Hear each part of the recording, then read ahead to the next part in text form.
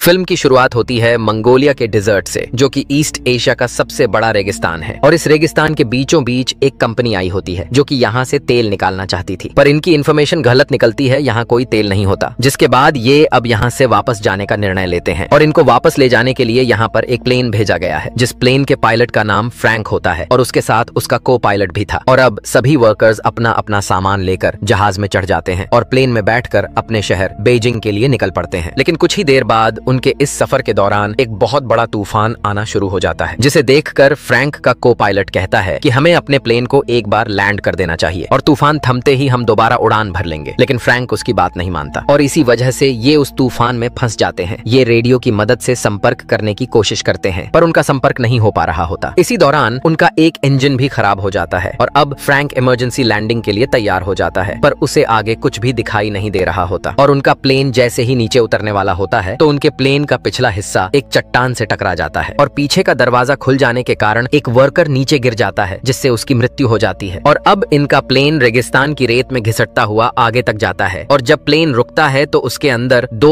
और वर्कर्स की मृत्यु हो चुकी होती है। लेकिन अब ये इस खतरनाक रेगिस्तान में फंस चुके हैं। जिसके बाद ये अपने खाने की सप्लाई को चेक करते हैं, जहाँ इन्हें पता चलता है कि इनके पास 1 महीने का खाना है। पर तभी इनमें से एक आदमी कहता है कि मैं चलकर इस रेगिस्तान से बाहर निकल सकता हूँ, क्योंकि मैंने बहुत सी जगहों पर हाइकिंग और ट्रैकिंग की हुई है। लेकिन बाकी लोग उसे समझाते हैं कि यह जुलाई का महीना है, जो रेगिस्तान में सबसे अधिक गर्म होता है और तुम इस गर्मी में जिंदा नहीं बच पाओगे। सभी उसे समझाते हैं कि तुम्हें रास्ता भी नहीं पता है, इसीलिए तुम इस रेगिस्तान में गोल गोल घूमते रहोगे। और यह बात उस आदमी को समझ आ जाती है। अब उसी रात जब ये सभी सो रहे होते हैं तो बाहर तूफान के कारण मौसम खराब हो जाता है और तभी इनमें से एक आदमी, जिसका नाम जॉन डेविस होता है, वह बाहर टॉयलेट करने के लिए निकलता है। लेकिन तभी उसका पैर एक पत्थर से टकरा जाता है, जिसकी वजह से वह रेत में लुढ़कता हुआ नीचे गिर जाता है और तूफान में अब उसे कुछ भी दिखाई नहीं देता, जिससे वह रास्ता भटक जाता है। और अब जब सुबह सभी वर्कर्स उठते हैं तो वे देखते हैं कि उनका एक साथी गायब है। वे उसे चारों तरफ ढूंढने की कोशिश करते हैं, पर उसका कुछ भी पता नहीं चलता। इसीलिए यहाँ जो लेडी होती है वह पायलट के पास जाती है और उससे पूछती है कि क्या हमें यहाँ से कोई बचाने भी आएगा या नहीं। जिस पर पायलट कहता है कि इसका कोई पता नहीं, जिससे लड़की थोड़ी उदास हो जाती है, क्योंकि हम अपने रास्ते से पूरी तरह भटक चुके हैं। इसीलिए अगर हमें यहाँ से कोई ढूंढने भी आएगा तो वह हमें नहीं ढूंढ पाएगा। और अब सभी की उम्मीदें भी टूटने लगती हैं कि कोई भी उन्हें यहाँ से लेने के लिए नहीं आएगा। इसीलिए इनमें से 2 लोग यहाँ से पैदल निकलने का निर्णय लेते हैं। पर जब वे अपने साथ पानी ले जाने लगते हैं तो पायलट उनसे कहता है कि यहाँ से पानी कोई भी नहीं ले जाएगा। जिसके बाद पानी को लेकर इनके बीच झगड़ा होना शुरू हो जाता है, जिस वजह से उनका पानी भी गिर जाता है। पर यहाँ पर एक आदमी होता है जिसका नाम एलियट होता है। वह इनसे कहता है कि मेरे पास एक आइडिया है जिससे हम सबकी जान बच सकती है। मैं कई दिनों से इस प्लेन को ऑब्जर्व कर रहा हूँ कि हम इसके पुर्जों को जोड़कर एक दूसरा प्लेन बना सकते हैं, क्योंकि एलियट पहले प्लेन बनाने वाली कंपनी के साथ काम करता था। और अब सभी के मन में एक उम्मीद जागने लगती है। वे उसकी मदद करने के लिए तैयार हो जाते हैं, लेकिन पायलट उसकी बातों से सहमत नहीं होता। वह कहता है कि ऐसा करना नामुमकिन है। और अगले दिन इनमें से एक आदमी वहां से निकल जाता है, पर वहां जो लेडी होती है वह उसे ढूंढने के लिए उसके पीछे जाने लगती है। लेकिन पायलट उसे रोकता है और खुद उस आदमी के पीछे निकल जाता है। वह उस चट्टान तक पहुंच जाता है जहां उनका प्लेन टकराया था और वहीं पर उसे उस आदमी की लाश भी मिलती है जो प्लेन से गिर गया था, पर उसके शरीर पर उसके कपड़े नहीं होते और वहां पर कुछ गोलियों के कवर भी पड़े होते हैं। और तभी उसे वह आदमी भी मिल जाता है जो यहाँ से जाने वाला था और वह कहता है कि मैं इस लाश से अपनी घड़ी लेने आया था जो इसने मुझसे ली थी, पर इसके पास वह घड़ी नहीं है, जिसका साफ मतलब है कि हमारे अलावा यहाँ कोई और भी है। अब ये दोनों उस जगह पर आ जाते हैं जहाँ इनके बाकी साथी होते हैं और अब पायलट भी उनके साथ प्लेन बनाने के लिए तैयार हो जाता है। इसके बाद ये लोग प्लेन बनाना शुरू कर देते हैं। ये दिन में काम नहीं करते क्योंकि यहाँ बहुत ज्यादा गर्मी होती है, बल्कि ये रात में काम करते हैं। लेकिन इनकी परेशानी तब बढ़ जाती है जब उनका वह तेल जिसे ये आग जलाने और प्लेन उड़ाने के लिए रखे हुए थे, उस पर वेल्डिंग करते समय चिंगारियां गिर जाती हैं और वहां एक जोरदार धमाका हो जाता है। हालांकि इस ब्लास्ट में किसी की जान नहीं जाती, लेकिन इनका सारा का सारा तेल बर्बाद हो जाता है। अब इनके पास उतना ही तेल बचा होता है जिससे ये बस एक बार उड़ान भर सकते हैं और यहाँ से निकल सकते हैं। अब ये लोग अब रात के बजाय दिन के वक्त काम करते हैं, लेकिन दिन में बहुत ज्यादा गर्मी होती है। फिर भी ये हिम्मत नहीं हारते और काम शुरू कर देते हैं। अब जब इन्होंने प्लेन को रीबिल्ड करना स्टार्ट किया है तो एक विंग को जोड़ना जरूरी है। इनके पास सिर्फ एक ही मौका है। अगर विंग गिर गया तो ये लोग प्लेन को दोबारा नहीं बना सकते, क्योंकि इनके पास क्रेन नहीं है। ये विंग को धीरे धीरे ऊपर से नीचे गिराते हैं, लेकिन अचानक वो चैन टूट जाती है जो विंग को होल्ड किए हुए थी। विंग जमीन की तरफ घिसकता हुआ जाता है और सीधा प्लेन से टकरा जाता है। ये देखकर सब हैरान रह जाते हैं। प्लेन के अंदर इनका एक दोस्त पहले से होता है जिसका काम था उस विंग को बोर्ड से जोड़ना। जब विंग गिरता है वो बाहर आता है और कहता है मैंने काम मुकम्मल कर दिया। असल में विंग गिरते हुए उसी जगह पर लगता है जहाँ यहाँ लगना चाहिए था। इस तरह प्लेन का स्ट्रक्चर मुकम्मल हो जाता है। अब सबको उम्मीद होती है कि वो यहाँ से उड़ा सकते हैं। सब खुशी मनाते हैं, डांस करते हैं और एंजॉय करते हैं। साथ ही वो रेगिस्तान की रेत हटाकर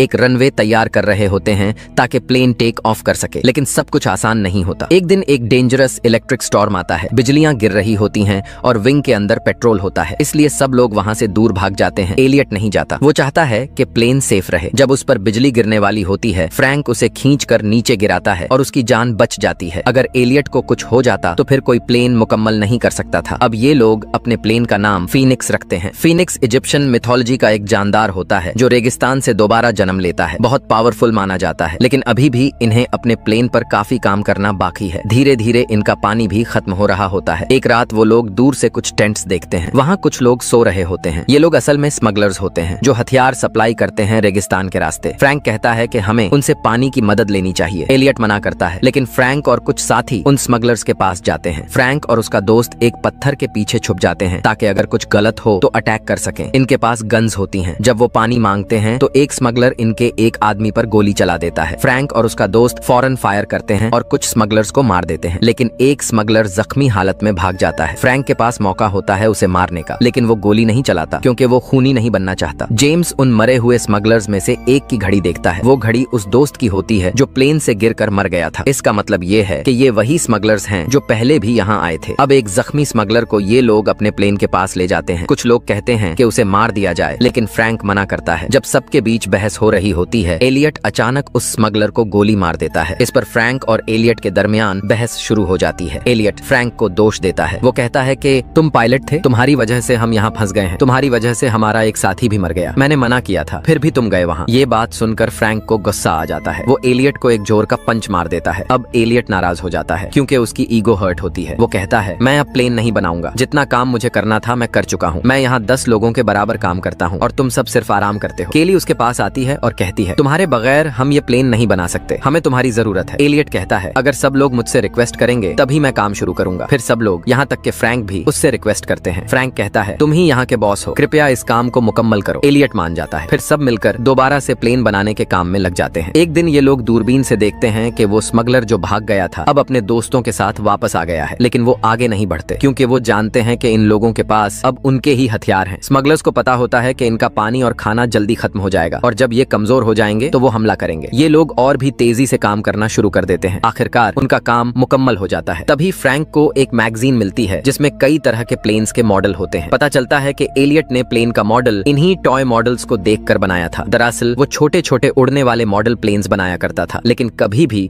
एक बड़ा रियल प्लेन नहीं बनाया। ये सुनकर सबको गुस्सा आ जाता है, खासकर अयान को। वो एलियट के सर पर गन रख देता है और कहता है, तुम हमें बेवकूफ बना रहे थे, ये प्लेन कभी नहीं उड़ेगा, तुमने पहले कभी इतना बड़ा प्लेन बनाया ही नहीं। लेकिन एलियट कहता है, मुझे यकीन है ये प्लेन उड़ेगा। हाँ, मैं छोटे रिमोट कंट्रोल्ड प्लेन्स बनाता था, लेकिन उनमें बैलेंस ज्यादा जरूरी होता है। फ्रैंक अयान को रोक लेता है। तभी तूफान आ जाता है। जब तेज हवाएं चलती हैं तो प्लेन अपने आप हल्का हल्का हवा में उठने लगता है। सब समझ जाते हैं कि ये प्लेन सच में उड़ सकता है। उनके दिलों में जो उम्मीद मर चुकी थी वो फिर से जिंदा हो जाती है। लेकिन ये रेगिस्तान का तूफान था जो प्लेन को पूरी तरह से रेत में ढांक देता है। तूफान के बाद सब उदासी में चले जाते हैं। फ्रैंक कहता है, हमने इससे मेहनत से बनाया है और हम इससे यहाँ से उड़ाकर ले जाएंगे। सब लोग मिलकर प्लेन को रेत से निकालते हैं और खींचकर उस जगह ले जाते हैं जहाँ रेत नहीं होती। वो लोग प्लेन को स्टार्ट करते हैं। प्लेन स्टार्ट होता है लेकिन तुरंत बंद हो जाता है। बहुत बार ट्राई करते हैं और आखिरकार प्लेन चल पड़ता है। प्लेन का इंजन गरजता है। स्मगलर्स इसकी आवाज सुनकर घोड़ों पर हथियार लेकर इनकी तरफ भागने लगते हैं। सब लोग प्लेन के ऊपर चढ़ जाते हैं